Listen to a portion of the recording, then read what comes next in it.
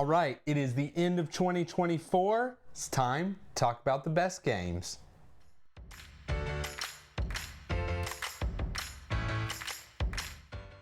I'm Devin. And I'm Paul. And we have made it to the end of the year. Today, we are going to talk about the best games of ones we have actually played through 2024. Yes. Now, games are coming out constantly, so often, an endless stream of games. So, of course, we cannot play them all. And honestly, we played probably but a fraction of what actually came out in 2024. But of those, this is going to be our list of the top 5. All right, starting it off with my number 5, it is going to be Stamp Swap by Stonemaier Games. Okay, yeah. Yeah, this is, honestly, for me, pretty lightweight compared to most of the games that I'm really impressed with. But I just really enjoyed this game. We've actually only got to play it once, but right away I thought, man, that was just good. It was solid, and it was fun. I was so skeptical of this game going in. I thought it's probably not gonna be a game that I'm really going to enjoy. The two-player experience probably not going to work well, just the way that it is I cut, you choose, and kind of the way things work. I thought, no way is this going to work. And then I was completely wrong on all aspects. I enjoyed the game completely. I thought the two-player was phenomenal. And now I question, is there other way to play it, right? Because I thought the two-player just worked so well. I just really enjoyed this game. The drafting, or not, I guess it was drafting. You know, your different stamps, and it's like you had to strategically think, I can't take what am I all okay the with losing? Well, yeah, I can't take all the good stamps I want. I need to think, oh, Paul really wants that flower or that spaceship or the red or whatever, and so I need to draft that to sweeten this kind of pot that I really want him to pick, so I can end up with, you know, the things that are good for you. Yeah, planets that I need or whatever the case is. And I just thought the game flowed really well, really quick, and it was fun. Yeah, honestly, that's a really good one, and it did surprise both of us. I think right after the gameplay, we talked about that. I was like, whoa, we didn't think that this would be as good as it is. And you're exactly right. We were both very skeptical of that two-player experience. And yeah, I don't know if we wanted it anymore. It played a perfect amount of time. It didn't go on too long, didn't overstay its welcome. And now that we've played it, I know it will play quicker. So yeah, good choice. Yeah, that was my number 5. Paul, what's yours? For my number 5, this is one that we just got to play at BGG-Con. That is Fromage. Fromage, really good game, really enjoyed it. I definitely think this one would be higher up on my list if I've gotten a chance to play it more this year, right? This one literally, people are just getting it delivered to them this week, last week. And so, you know, the guy that taught it to us, Michael, big shout out to him for teaching us this game. He had just got it and unwrapped it and everything. But Fromage is a worker placement game where you are working with cheese. So you have these cheese makers, I guess. You have blue cheese and then a hard and a medium cheese or a soft cheese, something like that. But there's 4 different sections of this board, and each board scores completely different. You have an area control side. You have a little route building side. You have the plates, which is like a set kind of collection. So they're all completely different, and you only place in the section that's in front of you. And then once you do that, you spin it on an actual Lazy Susan, which is just awesome. And those workers, they'll be facing different directions. You will not get those workers back until they're actually facing you. Just the gameplay that we had, it played in under 45 minutes. It taught in under 5 minutes, I would say. It was just perfect for what we had. Yeah, as you said, huge shout out to Michael. He literally was saying, hey, I'll meet you to teach you guys this game. We thought, oh, okay, like any game is going to take 10, 15 minutes to set up. Bam, 5 minutes, out of the box, hand everybody their player trays, snap the 4 pieces together, we're ready to go. 5 minutes later, he has taught, right? It's so very simple. Just explain what the 4 sections are, explain you're going to place your guy, you know, facing a certain way. And that's it. You can play. And yeah, I thought Fromage was completely fantastic. I completely enjoyed that game so much. So I think that is a solid pick. That was our number 5s. Let's get over to the number 4s. Okay, so for my number 4 game, it is Salt and Sea. This is one I just barely got to sneak in to make the list here. But our buddy Joe at Board Games for Two got this game. He was very mixed on the game, but knew right away, Devin will love this game, right? So he came down to visit us not too long ago, brought it, and was like, man, you need to play this game. And I did, and yes, it is crunchy, fantastic. I love that it has the, we'll call it the Paladins feel of everything is played out on your own player board. You have your own worker placement spots on your own player board, so you're not blocking people from doing the things that they want to do, but everybody is competing for the same market like Paladins has, or the player board for going to things. I thought it was just done so well. That was the best kind of way I could define it, was like a Paladins. And then the way the money and economy work in the game, so all the cards are valued 1, 3, and 5. That is both your money and actions you can do. And so you have to, it almost says, we'll call it the Ezra and Nehemiah, where every turn you have so many options of, oh, I could play this card doing this real strong effect or whatnot. And so you have this whole hand of, we'll call it 7, 5, depending on where you're at in the game, cards, and deciding, oh, okay, I really want to use this action for that, but I need to pay 4 money, so I'm going to have to burn these actions, even though I want to do them. And that just crunchiness. The box says it's going to play in 2 hours, and dang sure if it is a 2-hour game. My first playthrough of it was, I think, 2 hours and 15 minutes with me, fumbling through the rules, seeing what the solo AI does. It's very much, I keep comparing it to Garfield games, but the AI is very much a Garfield AI. It is, you flip a card over and do this. If it can't, you do this. Wow. That's it. Runs super simple, smooth, and then it's back over to your turn so that you don't have to jack with the AI at all. And I have only got to play it solo, but I cannot wait to play it multiplayer. It is great. That's awesome. That is one that has been on my radar. I've seen it a ton. And it's funny, Joe knows your taste to a T. Many of his games, we've seen him be like, it's not for me, but this is definitely a Devin game, and he hasn't missed. Yep, absolutely. So shout out to Joe. Yeah, and I think this is one that with more plays will definitely bump higher. Just, man, I gotta play in and thought, man, this is awesome. I'm excited to try it out. All right, so for my number 4, a game that you haven't played either, so our number 4s have that in common. This is the Kinfire Delve series. So 2 of them were released this year. 1 of them was released last year. But this is just a cooperative 1 to 2 player dungeon-esque crawler game where you have a deck of 57 cards, and you're just creating this 4 cards around a big boss. And those cards are just different challenges. There's stuff like puzzles and combats and all that kind of stuff. And you're just trying to make your way through that deck of cards by completing these challenges.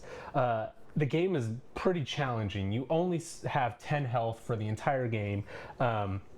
Every now and then you can get some health, but it's very rare, and you're going to be taking a lot of damage throughout the game.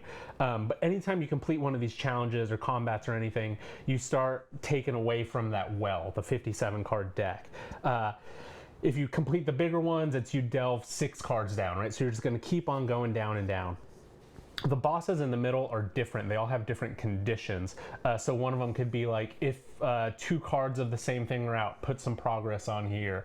And then you might see a card that's, if you have 10 progress on this boss, you immediately win the game kind of thing, right? So there's a lot of events that will come out and a lot of changing of the state of the game. And then once you make it to that big boss, you have to complete the gauntlet, which is like their 4 minions, you'll call them, right? And they're a little bit different. Every time I've played this game, I've never had the same experience twice, right? It's always been completely different. The way that the cards play off of each other, it just makes it super interesting, and it really is nice to puzzle that out and then really just get this nice experience of making it down there. I've played a handful of times, and I think I've only won twice, but those wins feel big and they feel really meaningful. So it's one of those where it's like, you feel accomplished for what you did. And then of course you're chucking dice in there to kind of boost up your cards, and because it's all about hand management also. So there's a lot going on in Campfire Delve. I absolutely love it. I did not think it would make my list the very first time I played it, but it's one that I've just been keep on going back to and back to and back to, and every time I play it I just like it that much more. Yeah, that is a sign of a good game. So that was our number 4s. Let's do the number 3s.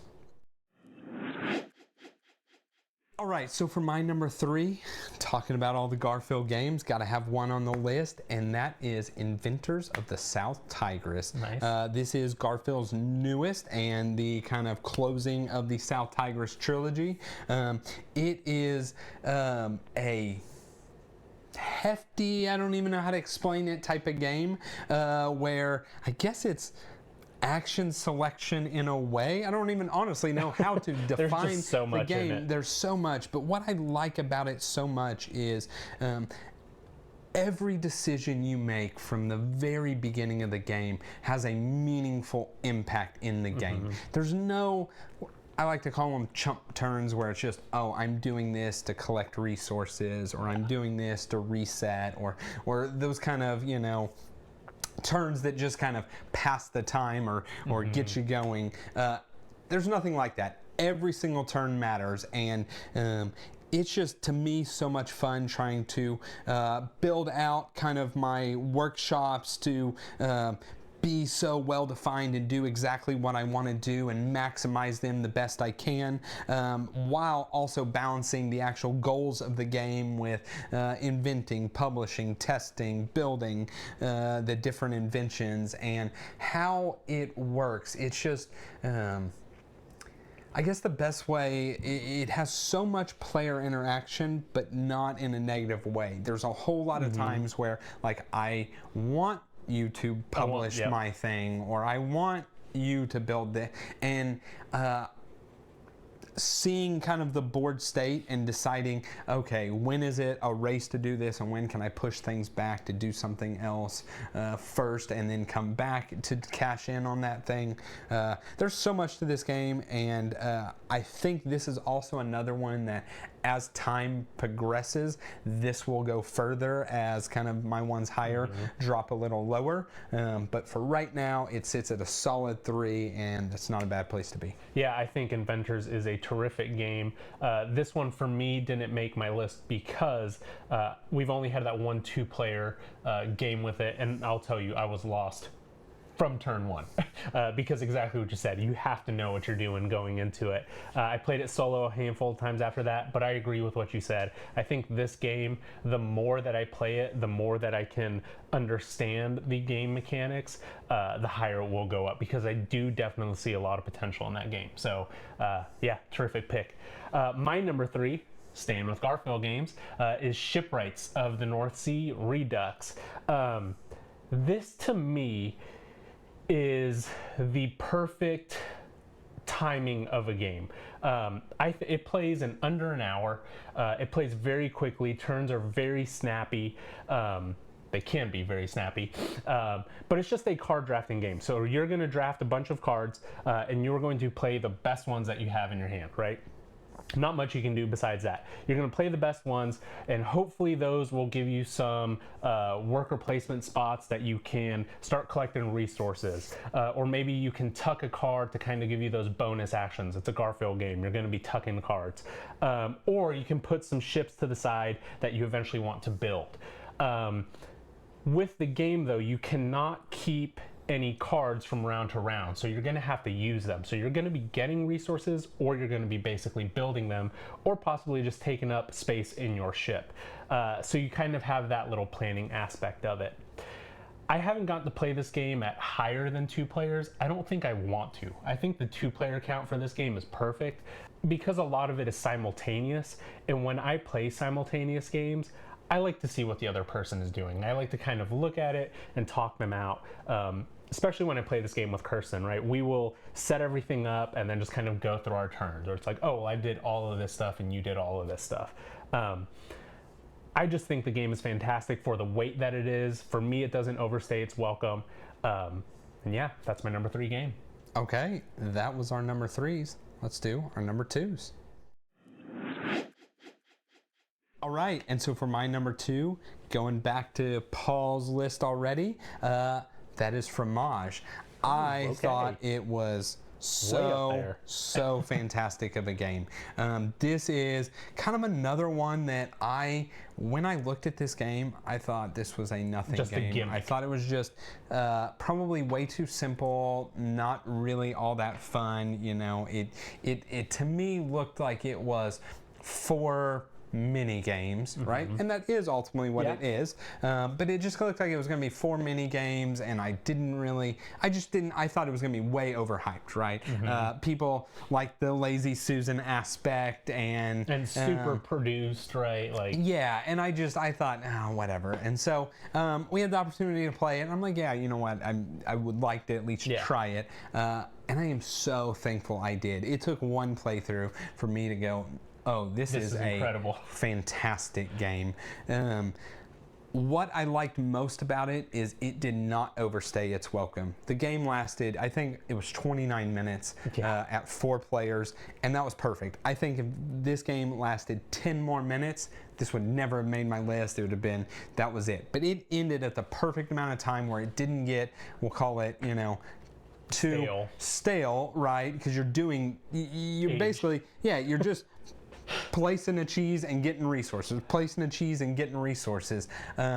but it played quick enough that it was fine. I thought it was very clever, the mechanism of, you do a really weak action, having the cheese or having the guy face to your right, but you get that guy back next turn, right? Or the medium, having him face straight, or a really good action, having him face to the left, but you don't get him for 3 turns. And so looking at the board and realizing, oh, okay, I'm going to get that player board in 2 turns, so I want this guy to face there because I need my blue cheese guy, and this way I get him back whenever the board comes to me. There was a lot of really little intricate decisions that you got to make every single turn, but the turns were still snappy. It was look, assess, okay, I want this guy when he comes back here, or you know what, I don't really care for any of these, I'm just going to face them to the right, and so I get the guy back. Man, it was to me so much of a close to perfect game. I absolutely loved it. Yeah, they took that Zolkin mechanic of the placing the workers and waiting for them to get the better actions, but simplified it enough to just get them quickly. So yeah, great game. My number 2 is Creature Caravan. Creature Caravan, to me, this was probably one of my most anticipated games this year, and I absolutely love it. This is a tableau builder where you just have this giant stack of cards, and you're trying to make your way from one side of the board as far as you can to the other side of the board. And as you're making your way across this board, you're landing on spaces that can give you bonuses, you're drawing new cards, you are paying the food to get those creatures out into your caravan, out into your tableau, which will then give you more actions for your dice. There's the little trade board that's going to get you more food, which is going to allow you to get more creatures. Just everything about it just is so satisfying. I really like the fact that there are so many different combos that you can get in the game. Like, oh, I have this person that whenever I stop in a cloud space, it gives me this. And then, once I get this card, I can do this. And then my magic people are less. Just everything about it combos nicely. Again, this is one that I've played solo all the way up to the 4-player count, and I like this one as solo or 2-player. It's a good game to have with many people. Like I mentioned with Shipwrights, when my wife and I are playing this, we kind of go back and forth like, oh, who did you just play? Oh, I like that. And then we've talked about it, days later or next time, like, remember when you had all those fruits on all those cards? So there's just been a lot of good memories with that game already, and just good times playing it. Yeah, so we have now made it to the top, the best games of 2024. So let's get to them. Okay, and so for my number 1 game, and I'm really suspecting also Paul's based off the way this list is going. It's gotta be. It's gotta be, Ezra and yep. Nehemiah. That's right, Ezra and Nehemiah. This was probably Paul talking about Creature Caravans for his most anticipated. This was probably my most anticipated game of the year. I liked it right away when I saw the Kickstarter. Just liked the way the mechanics worked of it, and the game did not let me down. This game, people call a kind of greatest hits of Garphill. Yep. I have a strong disagreement with that. It shares some mechanics, but that's if about you it. if you say these small little glimpses, okay, maybe at a very how you stretch. Flip this card is how you flip it in Paladins. Yeah, maybe at a very stretch it is. But I just think this game is fantastic, right? It's no secret that I like games with very little luck in them, right?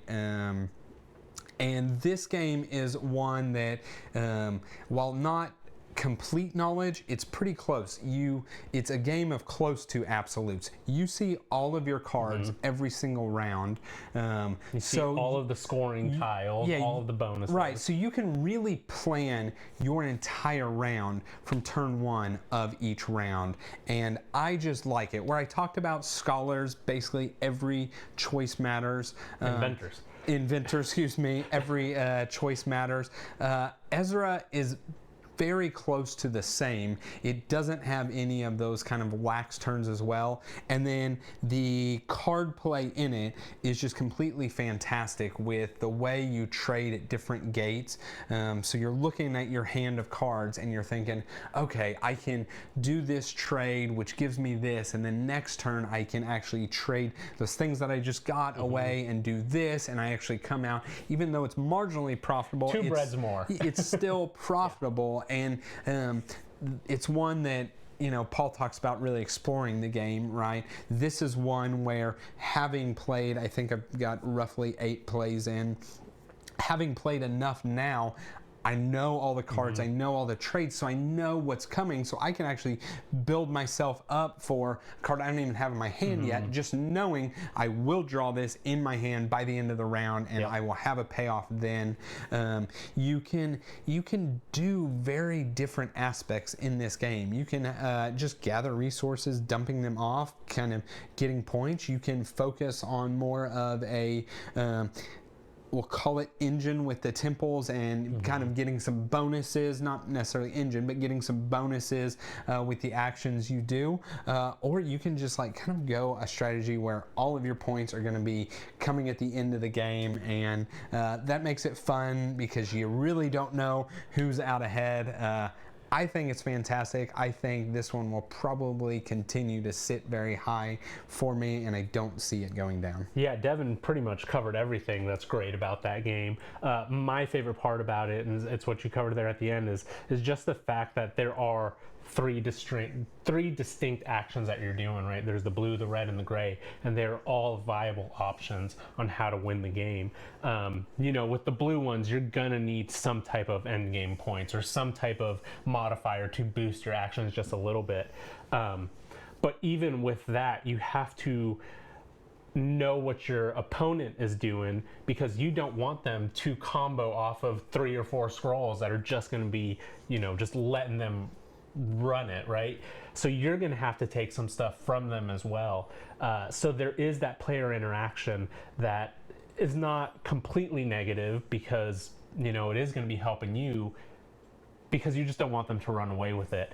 But even with that being said, every time that we've played this game, it's been close, right? We've played it at solo, 2-player, 3-player, and every time it's pretty close.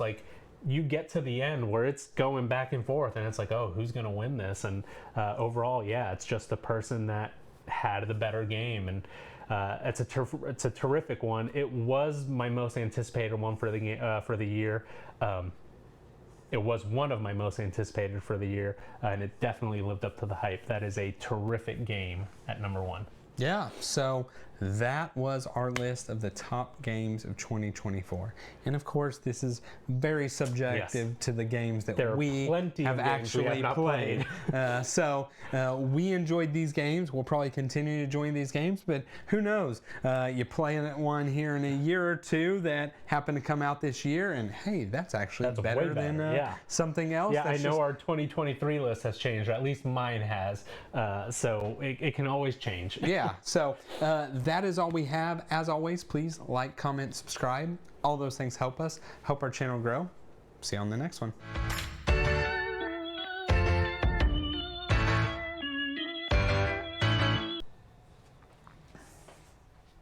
Look at our pastel shirts.